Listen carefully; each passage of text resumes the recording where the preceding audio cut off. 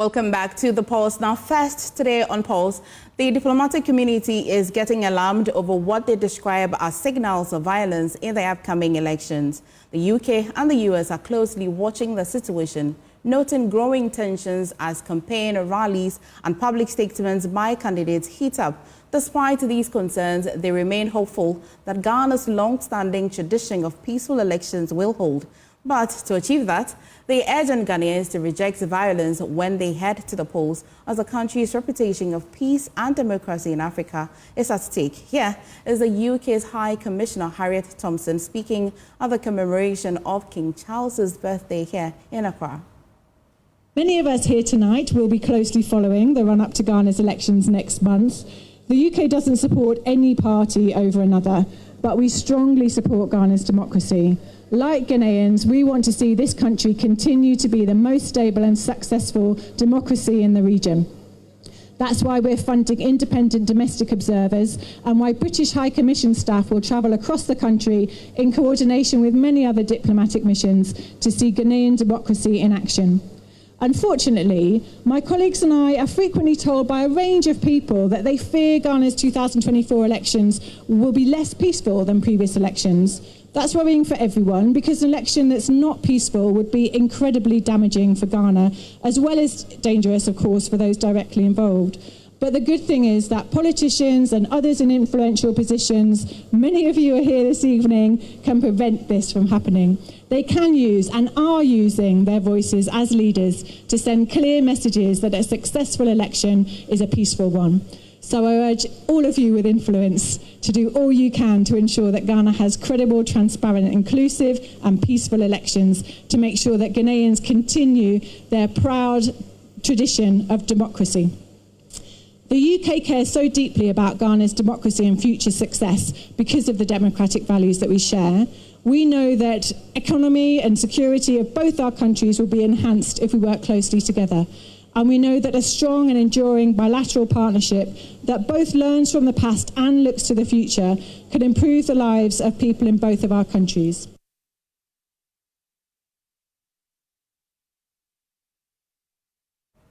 Let's hear from the U.S. Ambassador Virginia Palmer, who called on all political parties to commit to peace by signing the National Peace Pact shortly after the U.S. election. She emphasized the importance of unity and responsibility, urging leaders to prioritize the nation's stability above all.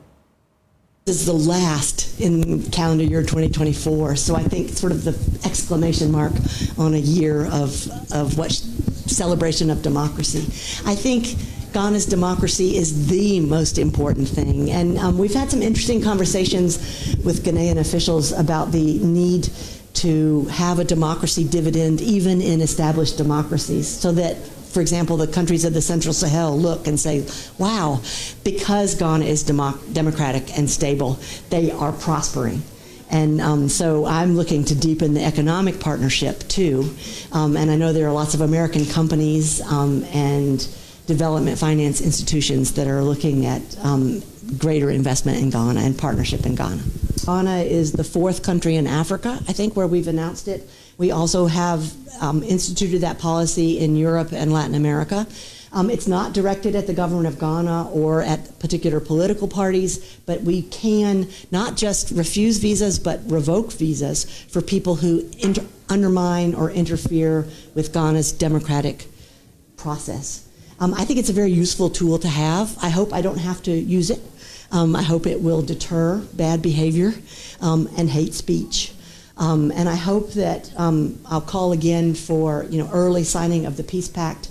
I'll call on political leaders to come down hard on other candidates in races down the ticket, or even people just raising a ruckus in constituencies across the nation for coming out and saying that's not the kind of election we want to have. I saw a great poster. I went to see the Northern Regional Minister, or their Regional Minister for Northern Region, and he had a sign, big sign on the front door that said, "Don't insult your political opponents," which I thought, well, that sums it up, and that's a good message. So it's a tool we have available. You'll see more of it around the world. Ghana's not singled out. nor is the government of Ghana or any political party, but we are not afraid to use it if there are any parties, any people or parties that that undermine your democracy. So I hope that you will regard it as a useful tool. Also, the UN Secretary General's Special Representative for the West Africa and the Sahel, Leonardo Santos Simeo, is appealing to political actors to be peaceful and urge their followers to do the same. We found when contacted the judiciary is to conduct their work within the limits of the law. So now, but sometimes how people understand the laws is not clear. But now I think there is more effort of the judiciary to explain to the citizen and to political parties what are the requirements of law at different steps of the process. What I felt and I feel is that they are prepared to go extra mile if their clients, the political parties, so they want. If they are not satisfied and they bring their concerns to the Commission, I have no doubt that things are going to be addressed. Well, there is always a room for improvement, and one of the areas for improvement is the area of communication. You as Commissioner, you might think that, well, I'm communicating enough. What I'm sharing with the society is good enough. But for the normal citizen, maybe it's not. Maybe they want more, not only in terms of details, but also in terms of extension of the explanation. So communication and quality communication, I think, will continue to be always a process. Because also the citizens today is more knowledgeable about the issues, more engaged, more participative. So the institutions have to be themselves at a level to satisfy the demand of the citizen. So communication, I think, is one of those areas. Well, joining me via Zoom is international relations expert Ishmael Hlovo. Good afternoon and thank you for joining us. And so, Mr. Hlovo, you may have heard what the diplomatic community is saying. This afternoon as well, we had a conversation with Professor Enin, and he thinks that especially the U.S. using the threats of revoking visas is not one of the best ways in addressing the situation. But let me take your initial reaction as to the community and their concerns before we address Professor's concerns as well. Okay, good afternoon and good afternoon to your viewers. It is important that as diplomats who are working for their various countries, they also monitor and know what's going on in this country. And before they come out with some of these concerns, they may have gathered some evidence of the growing tension within the political space. So for some of them, like the Western diplomats, Ghana has been like a project that they have invested in, that they want to showcase as their success story, and that's what they have done over the years, showcasing Ghana's democratic success to other nations to emulate. So if you listen carefully to the U.S. ambassador, he focused on why Ghana should try and bring the democratic dividend. It should reflect in the life of the people that others will be attracted to it. So having seen a number of democracies across the West African sub-region backsliding and also some virtually resulting in coup d'etats, it is important for these Western diplomats to ensure that Ghana, that is seen as the beacon of hope for democracy within the sub-region, maintain the democratic credentials that will enable other nations to be attracted. So yes, their concerns are justified in the sense that as we are all seeing some level of tension within the political space, and so they will always come to ensure to put across messages that will push political actors to act peacefully, so that at least their star boy will still remain a democracy, no matter how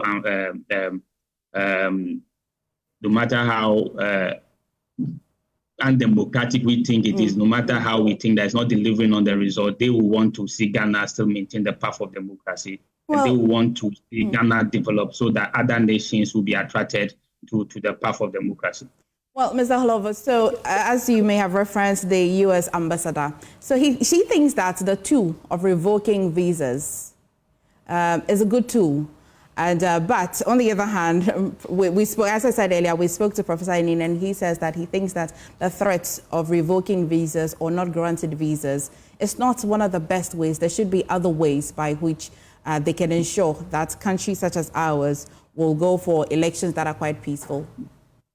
I will side with Professor Inin on this one because you see, when you come out with such policies which virtually threaten actors within another political jurisdiction, you may end up worsening the situation because the policy of revoking visas or restricting visas, for instance, under what conditions will you say that somebody has undermined the Ghanaian democratic order? Who will determine what constitutes undermining the democratic order? And we know that some of these major powers, they have, in as much as they want to be impartial, they have their favorite that they want to see in a particular position that they can have a dealing with. So if you say you are going to limit visas, you are going to revoke visas for people who undermine Ghana's democracy, is it your decision? At which point will you make that judgment? And of course, is it the courts in Ghana that will be making the judgment, or is it just because you have the power to issue visas, you use that one as a tool? It's also point to this psychological mindset of the West to assume that they are at a better place to determine for everybody. And that kind of mindset have actually produced negative results across the sub-region. If you look at the coups that we had recently, many of the issues are quite about anti-Western kind of rhetoric across the sub-region. So these are citizens that see the West as part of the problem. So when they see that the democracy is not working for them, and you say that, well, you have to go the path of democracy, and I will use this tool to ensure that people conform to the norms of democracy, then you are looking like a headmaster of a sort who is interested in imposing your will on others. And that may rather embolden people who are quite not comfortable with the direction of our democracy to resist any attempt. And of course, Mr. somebody's... Mr. Holovo, I mean, what tool would you think would be the best? Because if I am the ambassador to a country, surely the grant or the access of going into another country is the best tool I can use to ensure something. What would you rather recommend? There are tools you can use as of now to prevent the conflict in the first place. Of course, they are already engaging with political actors. They are already engaging with different institutions. The basis of avoiding violence is to have a free and fair election. When the elections are exceptionally free and fair, of course, there will be some minor issues, and everybody admit that the results that are being announced are what it is. It is so difficult for somebody to resort to violence. But if you don't deal with issues that are emerging, particularly issues that are quite pointing to the election going to be disputed, if you don't deal with those issues, it's quite difficult to then say that I'm going to use the issue of visa. You see, that it's a tool that she has as a diplomat. But you see, when you communicate this way, you increase the tension rather than decrease, because let us assume that at a point, the whole majority of this nation thinks that maybe somebody else is the winner and somebody is not the winner. And you said that, okay, that person that is declared the winner is, so you will be virtually you against the majority of the people. And that has not helped the West. It has not helped stability in the sub-region, because people, as democracies are not delivering results, people are seeing democracy as a Western import. So when you come in like this with this kind of statement and this kind of messages, it then gives that notion that the whole practice is about what these people want us to do. And therefore, it doesn't help in terms of our own ownership of the democracy. You can have that, you can keep quiet and use it when it's appropriate. But if you communicate, it's like you are virtually acting like a headmaster who said, behave like this or I punish you. So where lies our own initiatives that we are trying? Of course, if you look across Ghana, they have churches, they There are various councils that are trying to work towards the peace. So yes, you can reserve that for yourself. You don't need to tell us that this is what we are going to use. You see, and in this world, that's how it is. Somebody's terrorist, somebody's freedom fighter. So if at a point you come in and we feel like, well, you're actually supporting the person you think is your favorite, then you have a problem. So leave the field. Let people just engage in the democracy, do the underground work that we are doing, try to support the EC to deliver a free and fair election, which is at the heart of peace.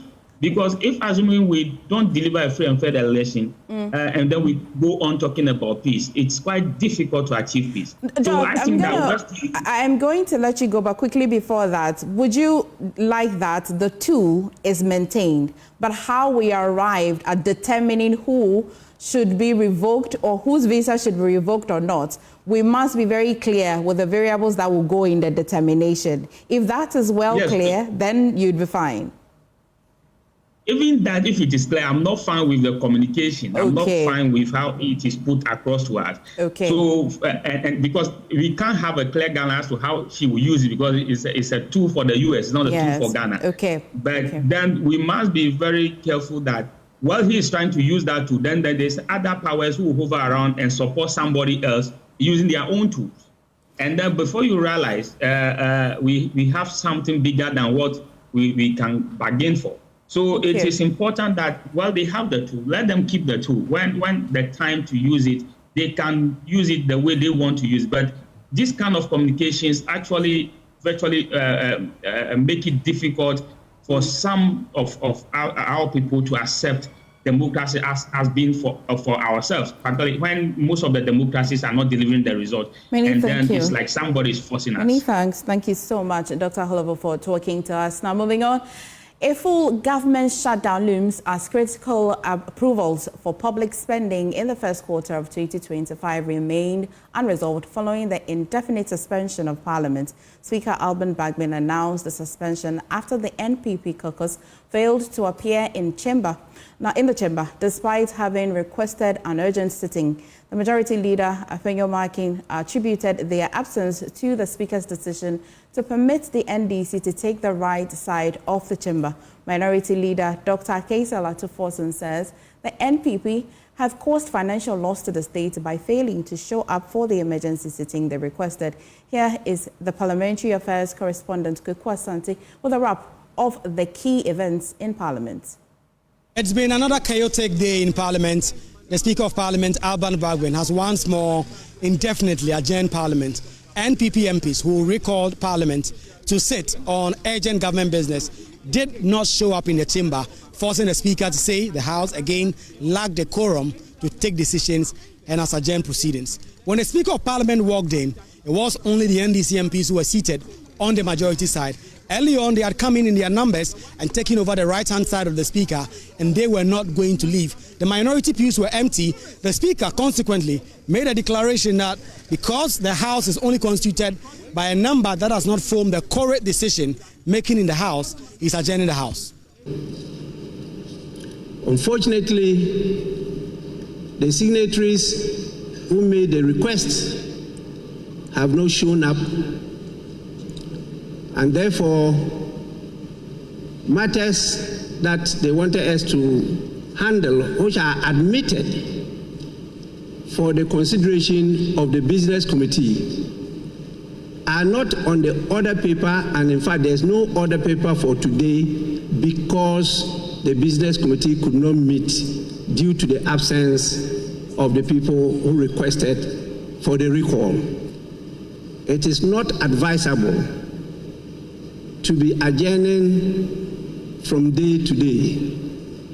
And so I'll proceed once more to adjourn the meeting indefinitely. And the meeting, this extraordinary meeting, is accordingly adjourned.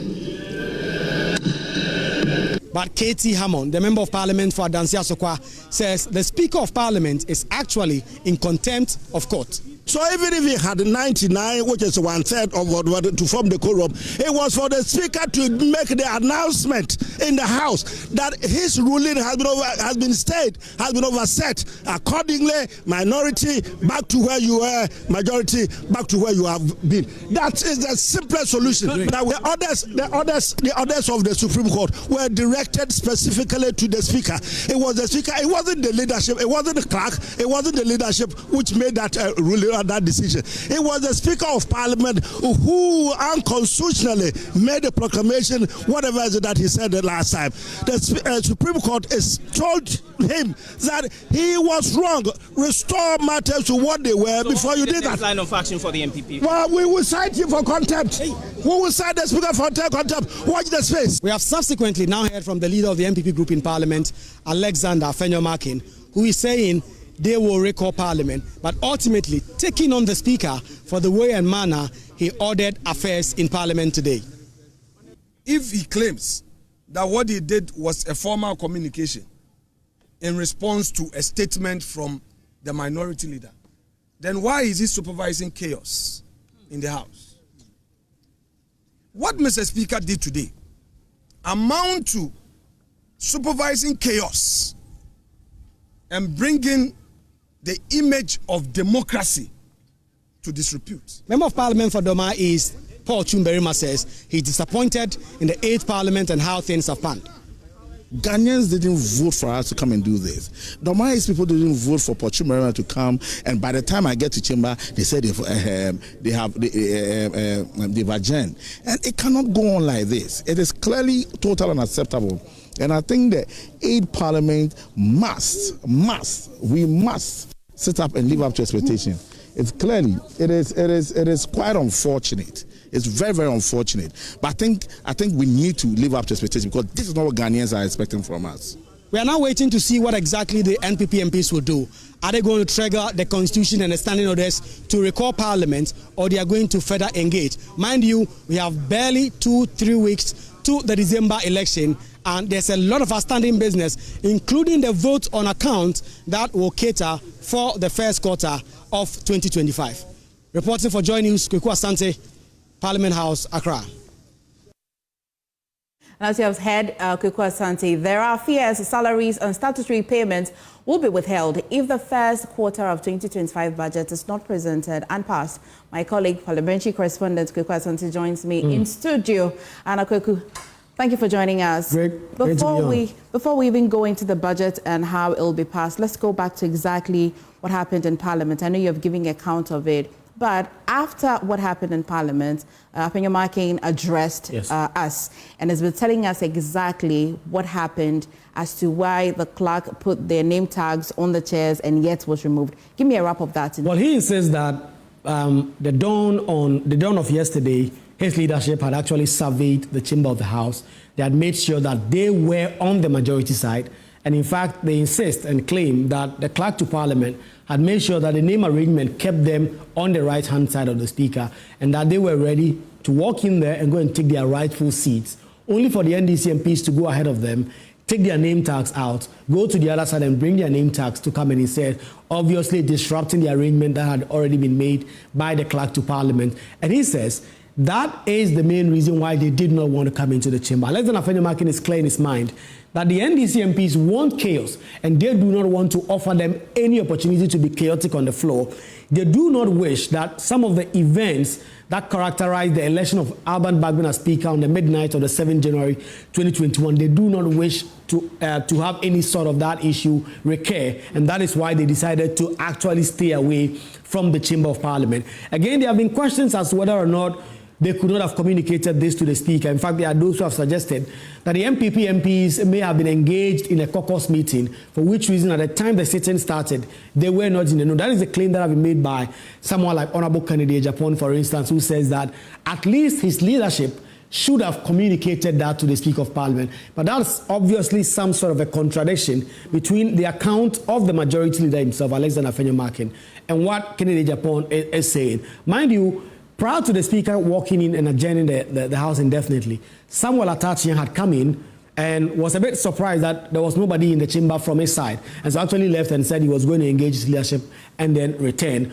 Obviously, by the time they had put together their acts, the Speaker of Parliament had adjourned the House indefinitely. So on the score of Alexander Afenyo-Markin, it's putting the blame squarely at the doors of the Speaker, who he accuses in that sound we played of supervising chaos, of allowing the NDC MPs to take the part of the House that, in his opinion, do not belong to them, for which reason they did not wish to come back to the chamber. Thank you for that clarity. Now let's go back to this budget that will need approval for the first quarter of 2025. Yes, in election year, the Constitution and the Public Financial Management Act do not allow for the approval of a full budget for the whole 2025. So in election years, what is done is the vote on account, in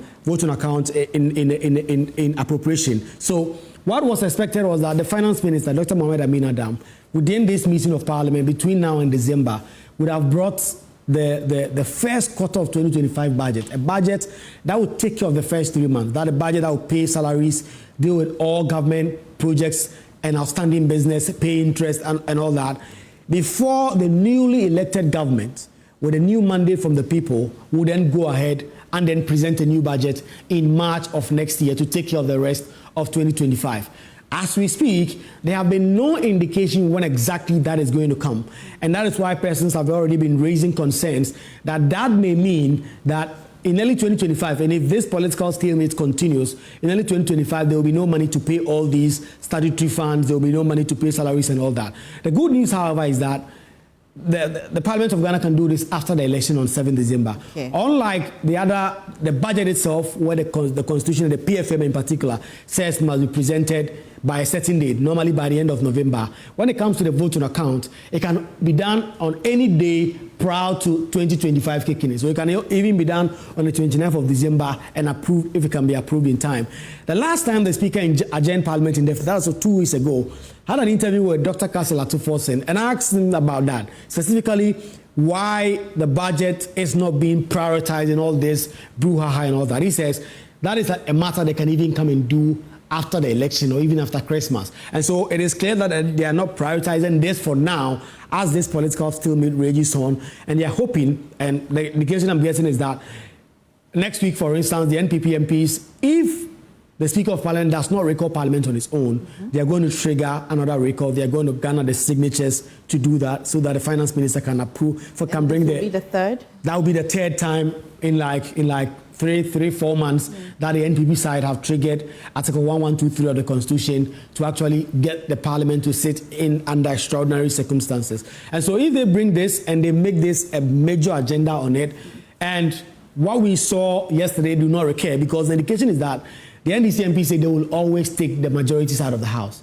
It will mean that ordinarily, if the NPP MPs still want to come and do government business, they would have to probably take the minority side and do the government business. If that's what NDC MPs have said, that if government business matter to them, it should not matter where they sit. But the NPP MPs have said, listen, we are the majority. We need to be on the right-hand side of the Speaker. So as this rages on, there is that. Ian Kweku, so if the NDC members of Parliament are determined to take the majority side, what then happens to these 5 NDC members who have laid down a private member's bill? Right, and they have written to the Speaker already, introducing a private member's bill to repeal the betting tax. They are going to amend the Income Act, and they are looking forward to the House reconvening. And they say that even if Parliament reconvenes after the election, this is something that they are going to do. But really, this is a political game that they are playing. They know that even if they pass this in Parliament, the President will perhaps not sign it, and there will not be enough time to do all the constitutional issues. For instance, the Constitution does not allow a private member's bill to totally abolish a tax, for instance, unless, of course, you reduce it to a certain extent. And so those are all constitutional issues that, if they come up, it will not be addressed before the 7th of January 2025, when a new government and a new Parliament will be sworn in MFA. Thank you always, Kweku. Right, so let's explore the economic implications of the impasse in Parliament. Joining me now is economist Dr. Godfred Bokpin. Good afternoon and thank you for joining us. Now, what are the economic implications of the impasse in Parliament, Doc? Yeah, good afternoon and good afternoon to our cherished listeners. I think that overall it's not good news. Overall, it doesn't help to consolidate investor confidence in our economy. Don't forget that we are still under an IMF program. We have gone through an expensive debt restructuring and other tax measures. We just finished our external debt restructuring, external bilateral, and especially external commercial in terms of Eurobonds and all of that. So you expect that every organ of government, everybody's action and inaction will be telling a positive story so that we consolidate the confidence that we are seeing gradually. It's also an election year. That also presents some level of risk and all of that. But I think that overall, it doesn't bear testimony to the maturity of our democracy. I see this as an opportunity to rise above party politics, self-interest, and put the common interest ahead of party interest, self-interest, and all of that. So we should not fail on this. But I think overall also, we also need to situate this within the context of how the president is ending his term and his own way of saying goodbye to Ghanaians. So I think that the president must find a way of also coming in to resolve this issue, because whether we like it or not, the end of a matter is more important than the beginning. And the signal should not be that the president probably has moved on. It's immaterial to him, whatever happens and all of that. He's still the leader of the country and still has got a couple of months down the line. It should not be that people get the impression that he has gotten what he wanted, so whatever happens now is immaterial. But I think overall... Will it matter exactly when this budget is approved? Will it matter, as we know that Parliament can really recall and maybe approve it, say, 29th or even the last day of December? Will it matter at all? Does it still have any economic implications? No, in fact, I don't see the expenditure in advance of appropriation as a major issue here. That can be done all the way up to 31st December. That can be done. I think we know that in an election year, we will not be able to present a full budget, and government only spends as enabled by the Appropriation Act. Okay, so I think the Constitution, Article 180 of the Constitution specifies that if the president determines that probably full appropriation cannot happen, or probably before the coming into operation of the Appropriation Act, then he can, through the Minister of Finance, get approval by resolution from Parliament so that they will be able to withdraw from the consolidated fund in line with Article 180 of the Constitution and then Section 23 of the Public Financial Management Act, and then in accordance with the orders of Parliament as well. So I think that there isn't a major risk from that point, even for the main budget itself, right? Even though the Public Financial Management Act specifies 15th of November as the deadline for the presentation. We've had instances where we've got to work around that particular date, but the most important thing is that approval ought to be given by the 31st December. But we should not push ourselves to that end, because the idea is that the expenditure in advance of appropriation, or even the main budget, is not only a tool to enable government to withdraw from the consolidated fund, it's also a signal to the economy, to the market, in terms of the direction that government is going. So it's not just that Parliament must have enough time to be able to deliberate on this, but it's also the fact that the citizens, stakeholders, investors also run with that same information. Okay, because for instance, businesses will be planning and they'll be looking at what is the direction that government is going next year. Even if it's not a full budget, it's just expenditure in advance of appropriation for the first 3 months. At least it's also good as an information for Ghanaians, for investors, for businesses, and all of that. And that is why giving the stakeholders ample time to be able to process, digest, and incorporate that in their decision making would also be helpful. So we should be looking at it from multiple angles rather than just satisfying government ability to withdraw from the consolidated fund and pay salaries. The state is bigger than just paying salaries to public sector workers. The budget is bigger than just enabling government to withdraw from the consolidated fund. It's an important communication tool about the direction of the economy, so that businesses and individuals begin to also plan along that line. Even though the expenditure in advance of appropriation is just for the first 3 months, at least the stakes are still very high and all of that. But I think overall, the way I see it is that I think we must use this as an evidence that our democracy has arrived. These challenges are inevitable. These developments are inevitable. Even advanced democracies and the rest of them, like what happened in the US and all of that. Can you imagine Biden and Kamala Harris are promising peaceful transfer? Why should US be talking about promising peaceful transfer? It should be a logical outcome of a process that probably ended on November 5th and all of that. So we should also rise above this, use this as a way to test how mature we are on our democratic journey. And we should not just fall apart and pursue political selfish interest above the common interest. Prof, before I let you go finally, so we're made to believe that each time Parliament is adjourned and recalled, it costs us a certain amount of money. I don't know whether or not this has any form of impact. As a layperson sitting here, I like to think that it will have a certain impact on our economy. But is it significant enough to say that it has a certain level of impact on our economy? If that amount of money that Dr. Ato Kazel is purporting cost us as a country, if they recall Parliament? Well, let's look at it this way. If Parliament is suspended indefinitely, their salary doesn't stop. Their remuneration doesn't stop. The state continues to pay them. They were not elected to be at home or at their constituencies campaigning and all of that. So we expect them to be in Parliament anytime they are called.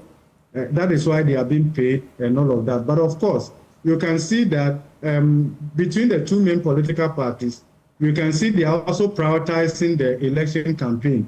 The MPs probably would prefer to be in their constituencies and all of that. So all these dynamics are coming to play and all of that. Because at the end of the day, just like what happens in public sector, we go on strike, our salaries are not suspended immediately and all of that. And therefore, I think all those things are important. But I think it's more also about the optics of it, right? And the blame game that we do with our politics. So we create the impression that somebody is causing this and all. But I think whether we like it or not, what is happening here, the Speaker of Parliament has a role to play, the minority has a role to play, the majority has a role to play, and I think the executive, the president, also has a role to play. The way I'm looking at it is that the president must be able to exit peacefully in a manner that Ghanaians will remember him. Thank you. And all of these things should also lean towards consolidating our democracy and building confidence in our economy, so we'll be able to attract the much needed portfolio flows and investment flows to even stabilize our city. Don't forget that what is happening is not only that it will affect investors, it's also affecting how Ghanaians are also reacting and preparing towards the election. Don't be surprised if by the end of November, towards early part of December, some Ghanaians who have bought treasury bills decide not to roll over their bill, right? And that may also affect how much government is able to mobilize. Don't forget, if some Ghanaians begin to also buy and accumulate dollars in case of uncertainty because they don't know what might happen, all these things can unsettle the stability of the currency. So we should not be looking at it in terms of foreign investors alone, but we should be looking at how all of this can also undermine the stability we have in the country. Very well said. Thank you so much, Professor Bokpin, for talking to us. Now, meanwhile, NPP MP for Asante Achim North, Andy Appiah Kubi, has criticized his fellow MPs for not prioritizing the nation's interest amid the ongoing parliamentary crisis. I don't like the spectacle that we're showing to the public. Indeed, I would have thought that Ghanaians will have to show disapproval for what is happening. We are behaving like we don't have any serious business before us. And I'm not saying... As in Parliament. As in Parliament. Yeah. We must behave maturely. In fact, the way we are going about our things, I'm sure the people in Ghana, they are all not too happy with us. At least according to the Afro Barometer, they are really disapproving of you. Total disappointment if you check the mood of the public. And indeed, we are not behaving well at all. Are we behaving honorably at all? Indeed, for me, what caused all this? I mean, is it a case that sitting here, sitting there is too important than conducting the business of Ghana? Ghana as an enterprise requires management of personnel. True. And we are all doing this to hurt all ourselves. Either way, nobody wins. Indeed, if my party wins and comes back to power, most of these bills, if we don't take them now, we cannot. They will not survive the next to the next parliament. We have to start all over again. I mean, what kind of waste is this? And how do we justify this conduct? But I didn't show up in parliament either. Who did show up? You. Today? Yes. Did you sit? I did. But you see, I went there. In fact, I had traveled all the way from my constituency this morning. Oh, from the Shelter region? Yes, this morning, because I'm on my campaign. So I drove straight to the grounds because I was late, so I thought that there was supposed to have been a caucus meeting. Mm-hmm. Well, I was late, so I just drove there, only to find out that my side, there was nobody there. So but you were pre-informed that you not be sitting? Because you didn't show up. No. You are saying that you were not pre-informed? We were supposed to have gone to caucus, yes, and then come out of caucus into parliament. Okay. All right. But because I knew I was late for caucus, coming from Masantachin, I drove straight to parliament. Oh, that's why I didn't get to hear that yes, you're not sitting. Yes, I didn't get to hear that we're not sitting. So I'm not privy to the discussions in caucus today. Do you support your decision, as you are in the majority, so it's your decision, to hook or crook sit on the majority side, or you not appear in parliament at all? No, first and foremost, let's call a spade a spade. In fact, the interpretation being given to 97.1G, so very weird. And I'm not interpretation of vacation of a member. Okay. Indeed, are you talking about the Okwe interpretation? Okwe interpretation was very wrong. This is the Pulse on the Joy News channel. We'll be back shortly. Welcome back to the Pulse. Now, the Ministry of Food and Agriculture is defending its decision not to hold a Farmers' Day parade today, which has been replaced with an awards night dinner. The ministry's public relations officer, Bagbara Tanko, says the change aims to project farming as an attractive career choice. Thankfully, he joins us live on the phone. Good afternoon, Mr. Tanko. And what exactly why have you decided to skip the Farmers' Day parade this year? Good afternoon once again. Yes, so the Farmers' Week, that week started on Monday. The climax of it is today, and we are holding an awards night and dinner ceremony for the award winners, both the regional category winners and national category winners. As stated earlier, since 1985, Farmers' Day, we have always celebrated, and since then we have reviewed the mode of celebration. In 2017, we actually reviewed it to ensure that national celebration was merged with the regional. So, for instance, if Volta region is hosting us, we brought all the 16 regions to a central point, and then we pair them 3 per a day, and that gave them the opportunity to exhibit their agricultural produce, also exhibit some form of culture. And that has been the mode of celebration until 2023, where we had to review it again. And we had the exhibition around the ministerial enclave, 1 week exhibition. From there, we had to go to Takwa in Swayem, where we held an awards night and dinner for deserving farmers. So this year, we are simply repeating what we did last year. Mr. Tanko, so tell me, are the farmers, who are the reasons you're celebrating or you're doing this Farmers Awards Night? Are they excited about the option of an awards night instead of a parade? Oh yes. So from all that we gathered last year, being the beginning, yes, they identified some few challenges of which we had to work on. We believe that the farmer. We've gotten to a point that we need to show them some level of comfort. We've gotten to a point that it's not just the debt work that they do. And this is just but one day that we should use to honor them. So whatever we can do in our capacity as a ministry to give them a dignifying ceremony, that is exactly what we are doing. We are about to start the regional awards category. The hall is open and award winners are taking their seats. They see it as a novelty, especially those from the regions who were not privy to what happened last year. And I think they are excited about the mode of celebration. However, we are, like I said, we keep on reviewing the mode of celebration, and I cannot say this is the only way we can celebrate our farmers. So it's happening tonight, you say. Your other grounds, how are they coming in? You've said that they're excited already, but what are we to expect later again? Yeah, so we will be expecting some exciting packages in terms of award prizes. We have reviewed award prizes also to have an impact in the lives of the farmer and the community in which he lives. For instance, ADB would have built 3-bedroom, but it has been reviewed to a cash award prize, which the farmer will invest in his farm enterprise and be able to expand and create more jobs. The first runner-up is also sponsored by Ghana Exim Bank. A high horsepower 4-wheel tractor and its accessories is available. The farmer will use it after working on his farm. Will be able to work on other farms in his community. The second runner-up is also being sponsored by Stanbic Bank, equally a tractor with its accessories.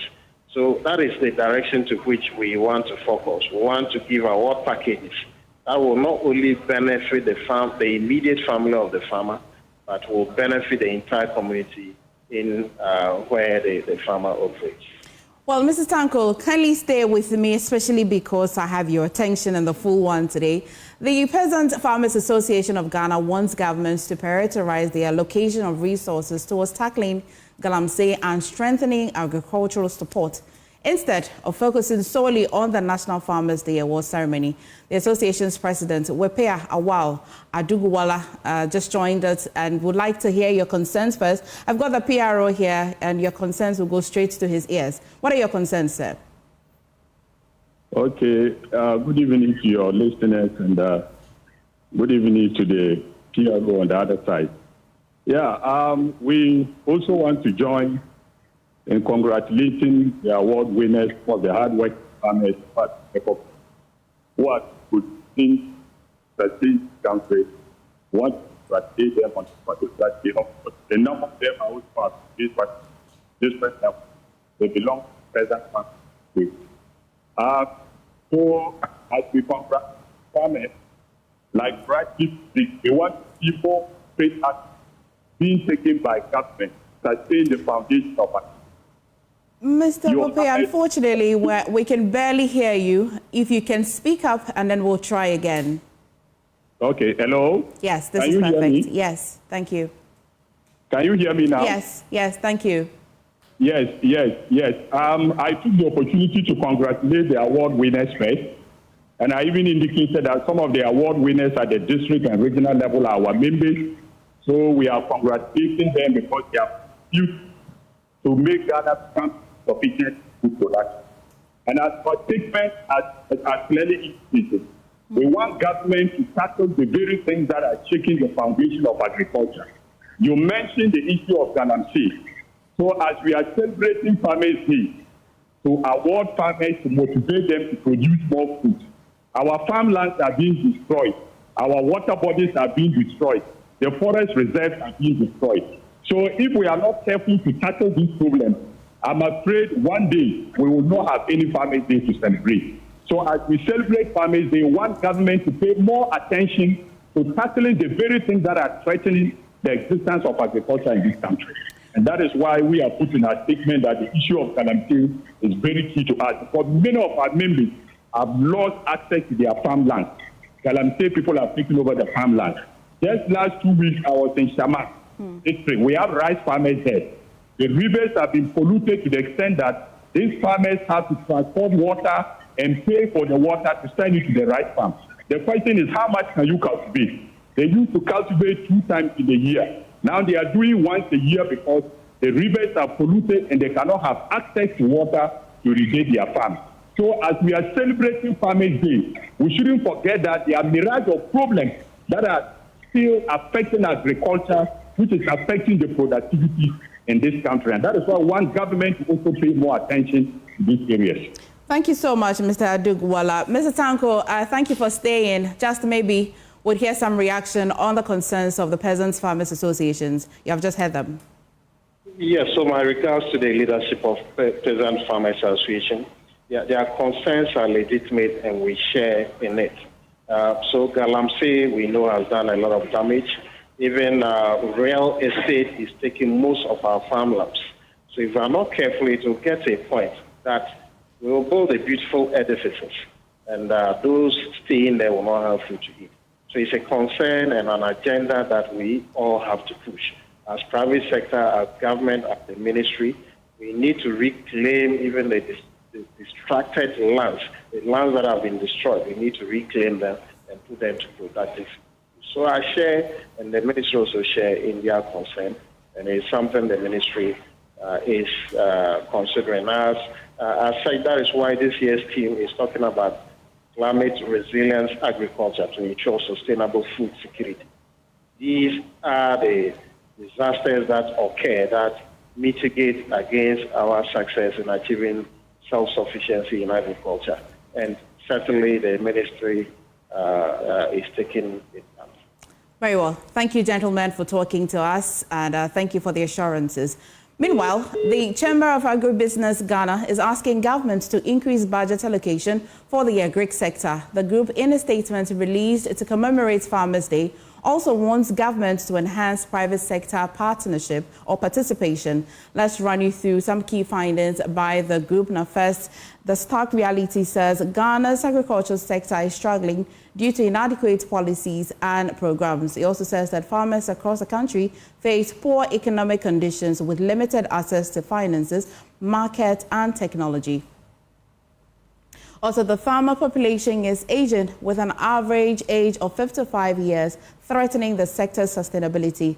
Rudimentary and unproductive skills stifle true rural economic growth and transformation. Also, Ghana recently ranked low on skilled development according to the World Bank's Business Ready profile. Here are some of the key challenges that they have been highlighting. They say that low productivity and efficiency, 2, limited access to finance and credit facilities. Also says inadequate infrastructure, that's road, storage, and irrigation. Says that high post-harvest losses, limited value addition and processing, poor market access and pricing. Those are some of the key challenges that is being highlighted. Let's take you to labor and productivity concerns. Says that low-skilled workforce, limited training and capacity building, inefficient extension service, and also says high labor cost. They also have been giving some recommendations, says that increased budget allocation for agriculture, streamline regulations and reduce bureaucracy, enhance private sector participation, also prioritize agriculture research and development, develop a comprehensive agricultural skills development program. Those are some of the recommendations from the Chamber of Agribusiness Ghana farmers, and they have been issuing the statement on today in commemoration or celebrating together with the farmers. Now let's bring you some campaign-related story.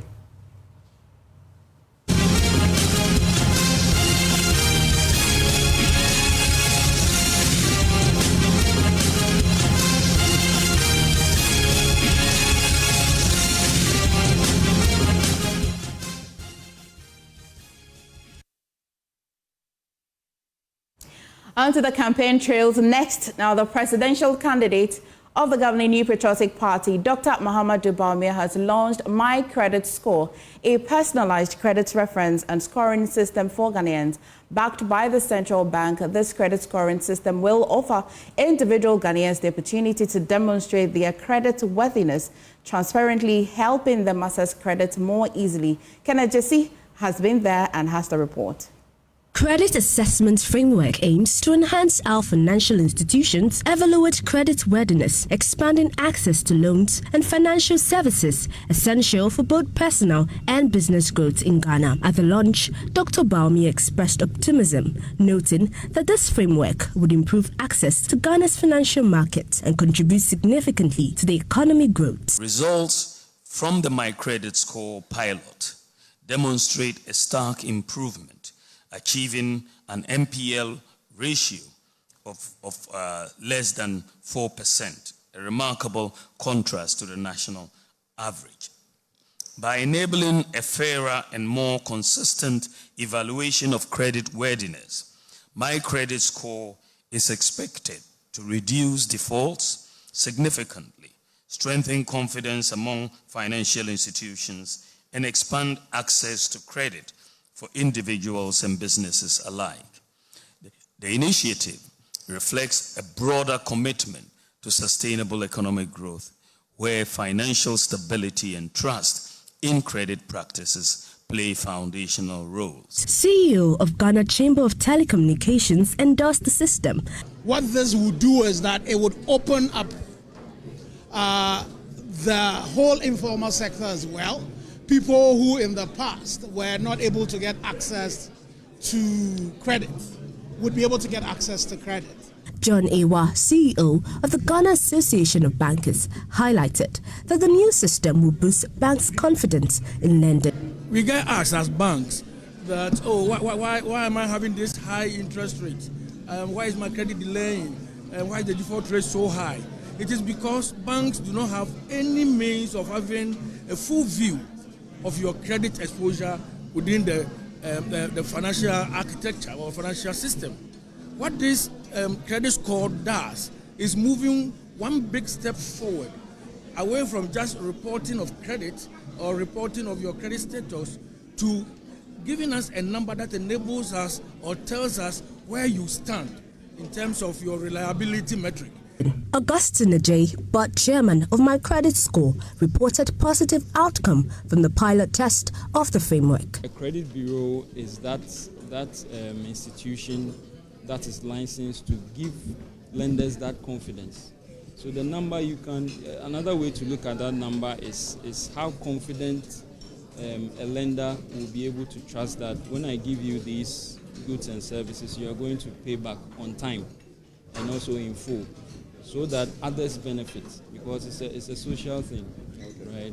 When you're able to expand and grow and then fulfill your financial obligations where you have gone in for a loan or other financial instrument, you're able to pay back. The launch event brought together government officials, international partners, and financial sector stakeholders to support this initiative for Ghana's economic advancement.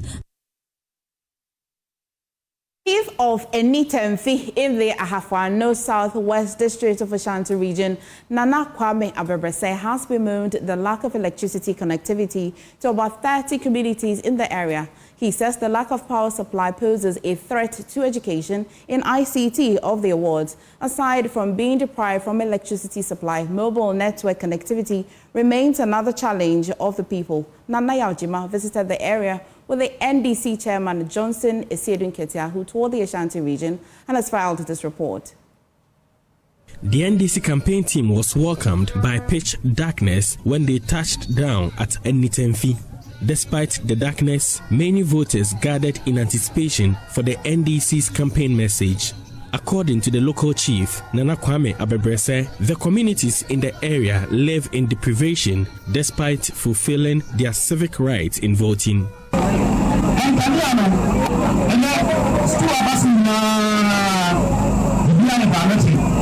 Education is now technology-based. When a child is going to school, he will need a tablet or laptop. But we do not have electricity in this community, so how do our children benefit? We are not connected to the internet as well. The clinic will have to store some drugs in a refrigerator, but there is no electricity. The NDC chairman, Johnson Esiedun Ketia, who is on what he calls a retail campaign, expressed disappointment in the community's deprivation. He says The next NDC government is committed to alleviating the plight of residents of small communities.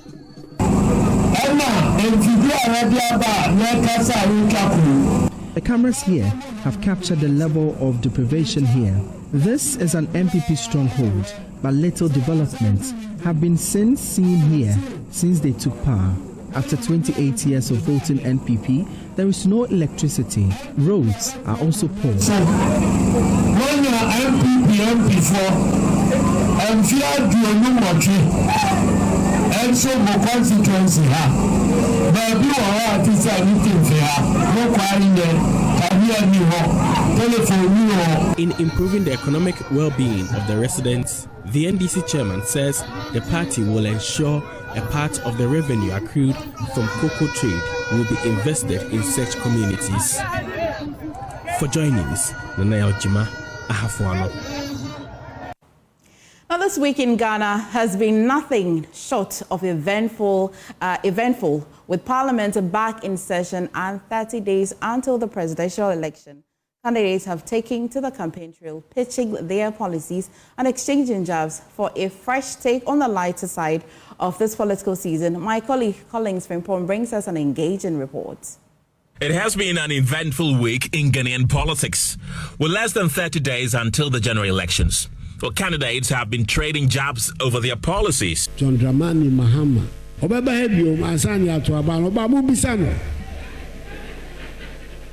Kumasi Brewery. They used to run 3 shifts in 24 hours. They're 24-hour cycle production. And intina mibisa no da na anu se onkyerɛ ihyehyɛ baako a wedi aba as president or vice president baako a odi aba odi emfaso abre Ghana for one onkyerɛ ihyehyɛ baako a odi aba Ghana as president or vice president wentimi ayia no baako media dum so ana anaza kokon getting sigu ho if it's a MPP ka so mbeba be si regional hospital asase no enkura ne wowo ene nkotre ene nenam so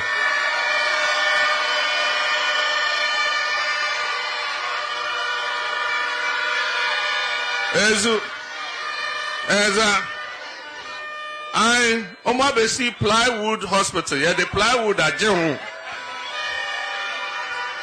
Ezu.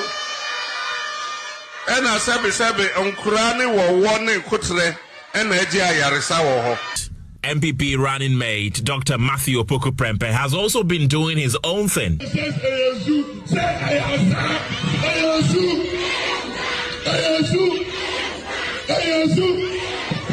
He only wants the power for himself. He doesn't want the power to share. With Parliament reconvening on Thursday, it did not miss out on the action either. That is what the point. Where were they sitting? Where were the NDC voting? No, you are not listening to me. You are not listening to me. Let's get the fact right. Where were the NDC guys sitting? Is that where they're supposed to be sitting? But you see, we have a convention. We have a convention. It's not argument nonsense. You guys are not listening. All they do is to dance Owosisifia at forcing jabbed, accusing the MPP of causing financial loss to the state. Bereft of ideas and they are short of vision. They cannot solve the suffering of the people. All what they do out there during campaigns, in spite of the hardship, is to sing and dance Osisikia.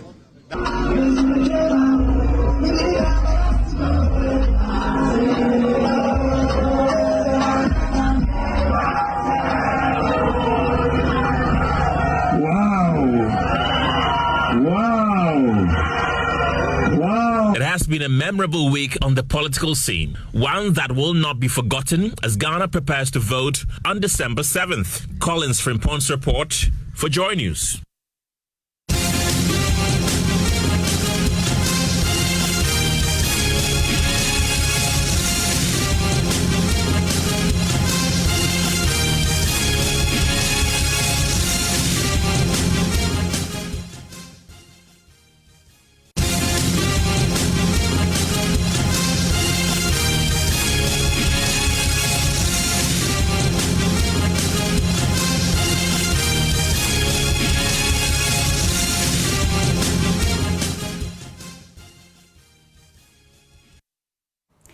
Welcome back to the Pulse. Now, let's discuss something that will interest you. Radon gas.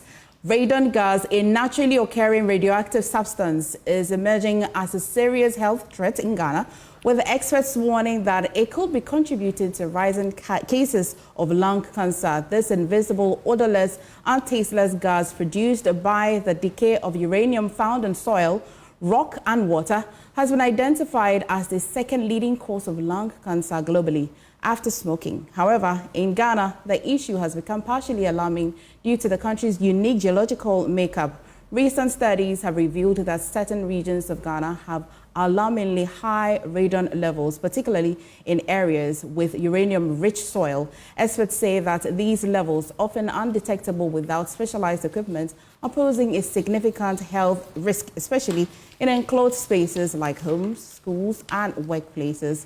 We're joined by guest Professor Stephen Inkum, Deputy Director, Radiation Protection Institute, Ghana Atomic Energy Commission, and also Professor Francis Otu, Manager, Radiation Protection Training and Consultant Center, Radiation Protection Institute, Ghana Atomic Energy as well. Thank you, gentlemen, for joining us. So I heard the name and I said, what in God's given green earth is that? Professor, I'll come to you first. Okay. Tell me exactly what radon gas is. You're actually teaching me how to pronounce it correctly. Radon gas. Yes. What is it exactly? Radon gas is also a form of a gas. We call it air. But this particular air doesn't smell. There's no color, no tasteless. But then it's formed part of the soil, like we said, rocks and water in the form of concentration, of which at that particular time, it doesn't come out as air. So what happens is that it's formed from a parent we call uranium-238. Okay. So when uranium-238 is decaying, like for example, it's pregnant with radon. So when it's giving the babies, and that babies come in the form of air, which contain a certain particles. So in the air, so that particles, when it contains, then we inhale it. So when you inhale those particles, we call it polonium and lead. And those polonium and lead are interested in our lungs. So when those particles, we inhale it, it goes straight into our lungs. Well, Professor Inkum, tell me, so I've just also learned uranium, and it would rather be a term that, unless I'm in contact with professors like you, I won't be speaking it easily. Tell me, let us have a little education from that one, then we'll come back to the radon gas and why you think it's becoming alarming. All right, so thank you so much, and a good afternoon to you and then our viewers. So it's a radioactive material which emanates from the earth crust. So when we say it emanates from the earth crust, we have to mine it. So it's below the earth and it's mined as an ore. And for any radioactive material, it must decay or disintegrate, as my colleague Professor Otu indicated, in order to be stable. So in the process of the disintegration, it will emit energy and particles. And radon has been found out to be one of them, which emanates from the uranium. So uranium is like a parent, what we call a parent nuclide. And if it breaks down, and then it gives off particles and in the form of energy, and radon, which is a gas, as he indicated, is odorless, colorless, is one of them, which emanates from the earth crust. Professor Otu, why should I be concerned with this radon gas? Yes, we should be concerned because, like Ahmed mentioned from the beginning, it comes in the form of particles. And in radiation, we call those particles as an alpha particles. So when those alpha particles decays, or when it's decaying, it becomes excited. So when it's becoming excited, it releases a lot of energy. And with those energy goes straight to our lungs in the form of radon. So that energy becomes, when they release a lot of energy, that energy is in the form of radiation. Okay. And those radiation get into our lungs. So when they get into our lungs, the body will use it. But when it's prolonged or keeps getting it, the lungs becomes weak. So as I'm speaking to you now, it's possible that radon gas is in the air that I'm breathing it, or does it have access to buildings? Yes. So the question is, how can it get into the buildings or homes? Yes. So sometimes there may be a crack. There may be other walls in the foundations and other openings in the room. And because it's a gas, it will pass through such openings and get into your room. Interesting. Yeah, but however, it becomes more serious if in case it gets there and there isn't enough ventilation to diffuse the radon that has accumulated in such an enclosed environment. So regardless of the ventilation, how long can it stay in that building? Yeah, I think it's even with the ventilation, what happens is that the ventilation should be in a way that it's ventilated, which is circulating. We should have external air coming to the room and the room also going out. So if you have a good ventilation, it moves. But once it moves, it will still emanating from the soil as long as it stays there. So, but then what my prof also said is that if the room is not properly ventilated, just one air will not stop it because it keeps on build up. So if you open your window for some times, this air goes out. Once you close it, it also builds it up again. So what it's never ending. It's never ending. Yeah, it depends on our lifestyle. And now we can see how now some people are burdened, especially when we become an average person, like some of us, we build one room, we put on conditions, and within a week, somebody can not even open it's a room. So, Professor Nkum, this clearly now is a public health concern. Yeah, definitely, because according to the World Health Organization, lung cancer, and when people talk about cancer, when a cell grows uncontrollably, then that is what we call cancer. And it can happen in any part of the body. And lung cancer has been, according to the World Health Organization, is the leading cause of lung cancer is smoking. Next after smoking is radon, prolonged exposure to radon. So clearly, it is of a public health and emergency issue. I want to stay alive. I don't want to have cancer. And obviously people watching us as well. So Professor Otu, you want to tell us how we can, you've mentioned ventilation, but again, if there are any measures that viewers watching can put in place so that, I know that cancer on itself, you really cannot control it. But it looks like the behavioral patterns of people can help, manage it. So Professor, please help us. Yes, thank you. Before I go that, I have to mention that my colleague mentioned something about the smoking. And with the smoking and radon, what happens is that there's an artificial radioactive, which also is one part of the smoke. So if you smoke and you stay indoors, then we call it risks. Your risk of developing lung cancer is higher than somebody who only stays indoor or somebody who only smokes. Okay. Yeah, so when it comes to the measures, now most of the measures that we have structures already exist. Okay. If you go to Europe, they have even limit for old structures and that of the new one. So for now, already some structures are there. If we want to measure, we have to know that. But what happens, some of the control measures that we can have, for example, those are putting up our structures, and especially the estate developers, is that one, we need to test the soil and find out if you need the test. It can advise us even where you should position your windows and what type of structure do you have to build.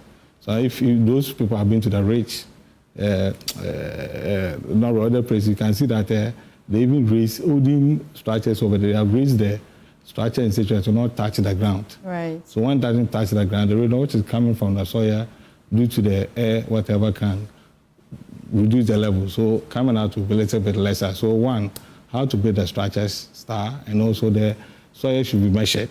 Okay. So when you measure it, I don't think... finally, Mr. Nkum, tell me, is there any stakeholder forum? Is there any activity happening so that we're able to get more education? Yes, we just finished one yesterday, and I think our discussion today is a follow-up. Okay. So the Ghana Atomic Energy Commission was established in 1963, and it advises the government on the peaceful uses of nuclear techniques for research and development. So yesterday, as part of the 60th anniversary, we organized a stakeholders forum where we wanted to create the awareness on radon. Because in other jurisdictions like the United States, for instance, January is set as a month where there is a call for action on radon. And in the United Kingdom, they do that in November. So GAEC, in collaboration with stakeholders such as the Minerals Commission, the Nuclear Regulatory Authority, the Ghana Geological Survey Authority, the Ghana Real Estate Development Association, GREDA, and other Minerals Commission, Environmental Protection Agency, we came together yesterday in order to create this awareness and also call for action of the need for us to have some radon awareness in this country. And what is this call for action? This call for action means that we are calling on government, we are calling on industry to support research, because at Ghana Atomic Energy Commission, we have some capabilities in terms of equipment and personnel. Okay. They will need more to step out to carry out this assessment of... I'm certain we'll have this conversation again, professors. It was a pleasure talking to you, Professor Inkum and Professor Otu. Thank you so much for joining us. Thank you. Now we know what radon gas is, and so you stay safe. But kindly stay with us. We'll take a quick break. We'll be back shortly. Welcome back to The Pulse. Now, the Ghana Institute of Freight Forwarders has condemned what it describes as a blatant disregard by shipping lines for Ghanaian laws and fair trade practices, accusing them of imposing illegitimate fees on traders. Now, GIF highlights that despite a 14-day ultimatum and peaceful protests demanding an end to arbitrary charges ranging from administrative fees to demurrage and container cleaning costs, shipping lines have failed to take corrective action. GIF warns that these exploitive practices are not only illegal, but are driving up businesses' costs, inflating consumer prices, and posing a threat to Ghana's economic stability. Godwin Wayo-Kwashi, member of the Tema District Technical Committee, joins me in studio. Mr. Kwashi, thank you for joining us. I want clarity on what exactly it is you're saying. Let me have clarity on what it is your demands are. Well, to start off, we would say that a few years back, let me give a background history about this administrative charges and stuff that we have. Right.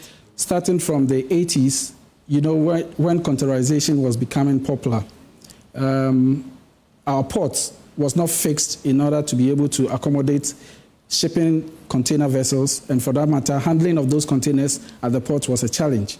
Now, fast forward into the early 90s, we had containers coming in, and because Ghana was not that ready for it, the then Minister of Finance, Kwesi Botry, decided that there should be some stipend charges for the shipping lines in order for them to engage some equipment to be able to handle these containers at the port. And that came up with some $5 fee and later raised to $10, and then that became the administrative fees then on.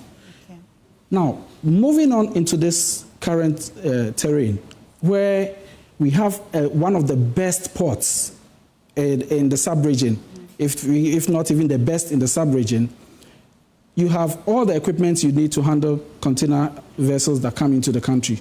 So we do not understand why, first and foremost, the liners will be charging these administrative charges when in other jurisdictions, even within the sub-region, they are charging the same thing, very less, but in Ghana, they just shoot those prices so high. What's the current fee? The current fee that we have, we are looking at, it ranges. They don't charge the same fee for the shipping line to shipping line. Each shipping line what's the highest fee and what's the minimum? The minimum fee that we have is around $300 for a 20-footer, and the highest we have will be around $450. Is there not a regulation or some laws that regulate how to charge and how not to charge?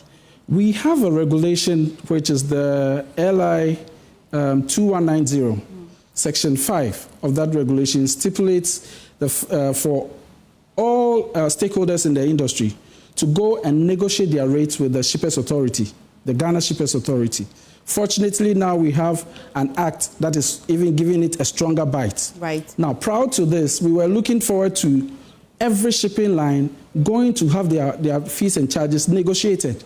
There are times that, even I think 2 years ago, we had an engagement with the shipping lines, and then we told them about the fees and charges. We went to the Ministry of Transport to have a discussion with him as well. Whilst we were at the Ministry of Transport, the shipping lines went ahead to implement charges that we were still fighting against. It looks as if they did not just respect the rules and engagement of the law. How about the ministry that you've been engaging with? Did they not do anything at all?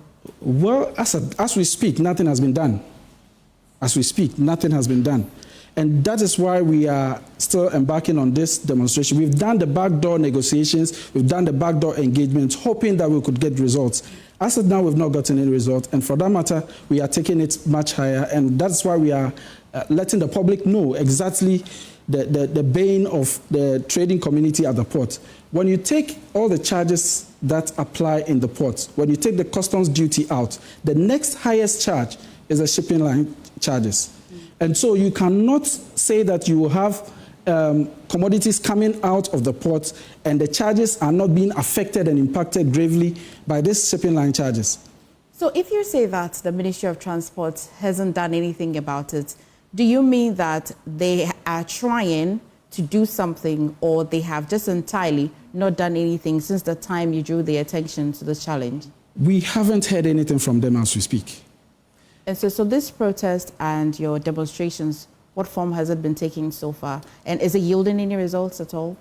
Yes, I would say it's yielding certain results. So, for instance, some of the practices that they are committing, or let me say the crimes they are committing against the state, is charging demurrages on weekends and holidays. Which the LI 2190 doesn't allow. With that one, it doesn't specifically state, but you have to have that negotiation with the Shippers Authority. If it's a new cost component that you want to implement, you still have to discuss that with Shippers Authority for approval. Now, with these charges, you don't work on those days, you don't work on holidays, you don't work on weekends, yet you are charging us on those days. Okay. This is an unfair practice. So if you pay, you are unable to even take your goods. You still will not be able, and they are not even going to release. We have something we call the release of the container. They wouldn't release your container for you to have access to it. Meanwhile, customs is ready to work. So when you say you take this a notch higher, what does that mean? We decided to make it public. Okay. And that is when we started with the demonstration. Now we've moved on to picketing at the various shipping lines. Yes. Okay. We started off going to Hapag-Lloyd on Monday. Okay. We were at PIL on Tuesday. We were at Costco on Wednesday. The other big shipping lines would also get their fair share.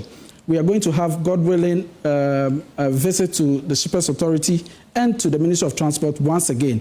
We are also dates on when you're visiting these. It's going to be next week. I would definitely inform you when the time is due. Absolutely. Yeah. We're quite interested in this. So yes, and we're also getting our international freight forwarding body to also come on board, which they have also given us some letters in order to be able to speak to the ministries. This is bigger. Thank you, Mr. Kwashi. We'll be following the story up until next week. Okay. Thank you so much. Thank you. That's it for the Pulse for today with me, MFA Akosia Adati. For more, do log on to myjoyonline.com. Bye.